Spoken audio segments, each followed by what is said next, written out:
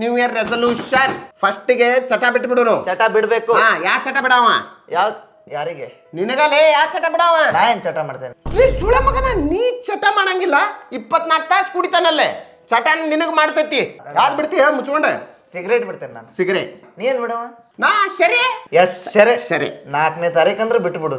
4th ಏನ್ ಬಿಡವ? 4th ಮಟ ಏನ್ ಮಾಡವ? ಈಗಾರ ಹೇಳಿದಲ್ಲೇ ನ್ಯೂ ಇಯರ್ ಬಿಡ್ತೀವಂತೆ. ಅಲ್ಲ, Jan 4 ತನಕ ನಾನು ಟ್ರಿಪ್ಪಿಗೆ ಹೋಗಿರ್ತೇನೆ. ಹಂಗಂದ್ರೆ ನಾ 18ಕ್ಕೆ ತನ ನಮ್ಮ ಮನೆಗೆ ಯಾರು ಇರಂಗಿಲ್ಲ. ಅಲ್ಲಿ ಕುಂದ್ರಲ್ಲ ಪಾರ್ಟಿ ಮಾಡ್ತಾರೆ. 18ಕ್ಕೆ ಇಬ್ರು ಸೇರಿ ಬಿಟ್ಬಿಡುನೆ.